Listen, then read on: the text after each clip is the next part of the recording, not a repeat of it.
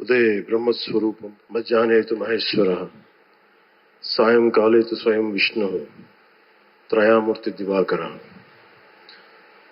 ముందుగా సూర్య భగవానునికి నమస్సమాంజలు తెలియజేస్తూ యోగ విద్యను అందించిన ఆదియోగి పరమశివునికి, ఆ మహాయోగ విద్యని మనకి పతంజలి మహర్షి యోగశాస్త్ర రూపంలో అందించారు. వారిరువురి పాదపద్మములకు నమస్కారం.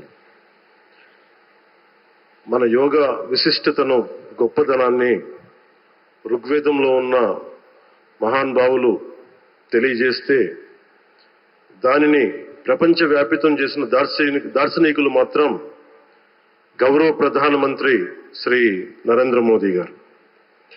భారతీయ సనాతన ధర్మం తాలూకు విశిష్టతను యోగా ద్వారా విశ్వవ్యాపితం చేసిన ఘనత ఆయన సొంతం. యోగా సాధకులు ఎంతటి దృఢచిత్తాన్ని కలిగి ఉంటారు, ఒత్తిడి జయించి సంకల్ప సాధకులుగా ఎలా నిలబడతారన్న దానికి కూడా మన గౌరవ ప్రధాని శ్రీ మోదీజీ గారు నిలువెత్తు ఉదాహరణ. ప్రపంచ యోగా దినోత్సవం యావత్ భారతవానికి, భారతీయులకి దక్కిన గౌరవం. సరిగ్గా ఒక 2014లో అప్పుడే ఐక్యరాజ్య సమితిలో గౌరవ ప్రధానమంత్రి మోదీ గారు ప్రవేశపెట్టినప్పుడు దాదాపు 177 దేశాలు ఈ రెజల్యూషన్కి మద్దతు పలికినాయి. ఇంతమంది మద్దతుని కూడగట్టగలిగి ఈ రోజున మనకి 2015 నుంచి యోగా దినోత్సవం ప్రారంభమైంది. ఈ రోజున గౌరవ ప్రధానమంత్రి మోదీజీ గారి పిలుపు మేరకు మనం మొదట విశాఖ 11వ యోగా దినోత్సవ సంబరాలకు వేదిక అయింది. శ్రీ మోదీజీ గారి సమక్షంలో గౌరవ ముఖ్యమంత్రి వర్యులు శ్రీ చంద్రబాబు నాయుడు గారి కృషితో ప్రపంచ రికార్డుకు వేదికగా నిలిచింది.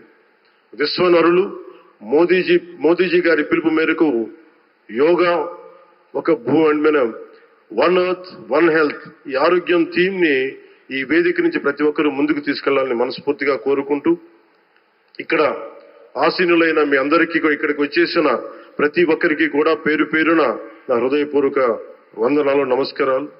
అలాగే గౌరవనీయులైన గవర్నర్ గారి శ్రీ అబ్దుల్ నజీర్ జీ గారికి, గౌరవ ముఖ్యమంత్రి శ్రీ నారా చంద్రబాబు నాయుడు గారికి, civil aviation minister Kinjarapu Rammohan Naidu గారికి, అలాగే మనకి Ayush minister of state independent charge Shri Prataprao Jadhav గారికి, అలాగే వేదిక పైన ఉన్న ప్రతి ఒక్కరికి, గౌరవ కేంద్ర మంత్రివర్యులకి, రాష్ట్ర మంత్రివర్యులకి, ప్రతి ఒక్కరికి పేరు పేరున ధన్యవాదాలు తెలియజేసుకుంటూ సెలవు తీసుకున్నాను. జై భారత్, జై హింద్.